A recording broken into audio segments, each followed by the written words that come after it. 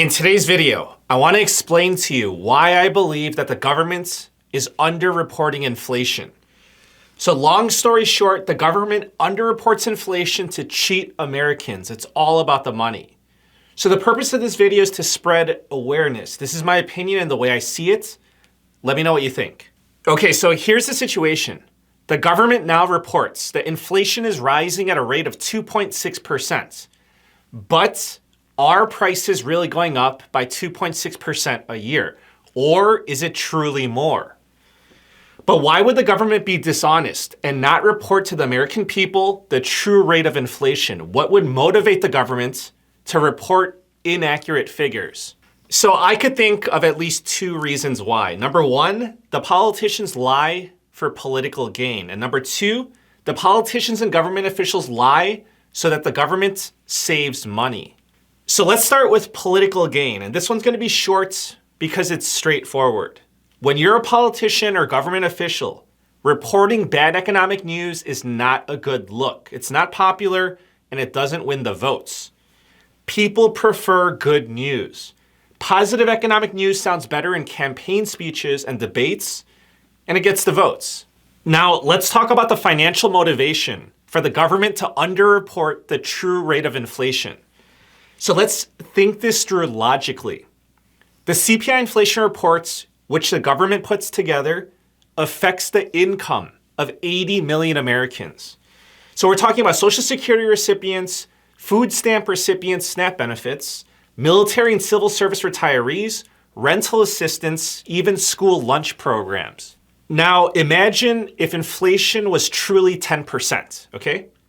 And imagine the government increased the annual cost of living adjustment to beneficiaries by 10%. That would be called fair. But you know what would be cheaper for the government? If the rate of inflation was truly at 10% and the government says the rate of inflation is at 6%. Now the government only needs to give a 6% raise to beneficiaries instead of 10%. So call me crazy, but I think the government is not playing fair and beneficiaries are getting cheated. So if you are a beneficiary in a program and you feel like your standard of living has been falling, I don't think you're going crazy. I think you're being cheated. So essentially, the government is underreporting inflation to pay Americans less money. This means less expenses for the government. A dollar saved is a dollar earned. And that means more money in the budget for the politicians to spend on their pet projects and corrupt activities. Woohoo. So let me tell you how they're cheating us. Let's talk about the CPI inflation report. In the past 30 years, the government has changed the method of calculating inflation. So they changed it more than 20 times in the past 30 years. So the original calculation went like this.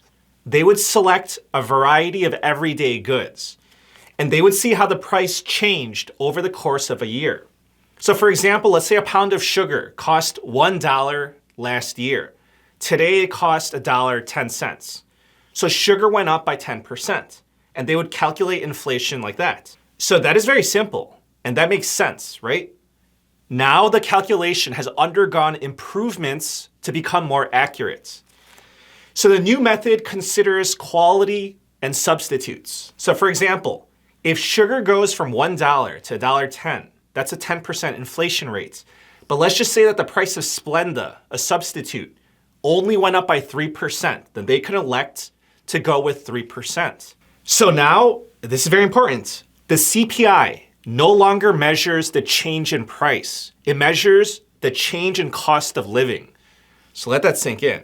The government also uses alternative testing measures in their calculations. So one example is with housing. The government uses a survey called Owner's Equivalent Rent. They ask people, what do you think it would cost you to rent a similar place? What's your best estimate? So you know what would be more accurate?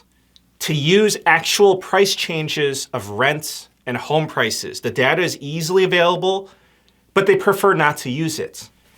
So it's interesting to note that the government reports inflation has gone up a total of 20% over the past 4 years. However, actual home prices have gone up by 50% in the past 4 years. But the government makes the argument that the new method is more accurate. So many critics argue that it's not more accurate, rather it's an intentional manipulation of the data in order to report lower inflation. Additionally, the raw data used to calculate the CPI is not available to the public. So that makes it impossible to audit the government's work. We just have to trust them. Now, let me tell you how much money is on the line. According to the Social Security Administration, 70+ million Americans receive Social Security benefits amounting to $1.5 trillion. The Food and Nutrition Program, over $100 billion. Federal rental assistance, more than $50 billion. All these programs that pay out money to Americans gets adjusted for inflation. If the government underreports inflation by 3%, 4%, 5%, then that is a lot of money saved. And it adds up if they keep underreporting every year. So imagine if they accurately adjusted the payments to keep up with inflation. That would be very expensive for the governments. So let me know what you think about the situation. If you don't agree with what I said, let me know what part you don't agree with. Maybe you're right. Maybe the politicians of the government are 100% honest and they have our best intentions at heart. Maybe the government is here to truly help. I just don't see it that way. I feel like we're getting scammed. Please subscribe. Thank you for the support. And I wish you a very nice day. Take care.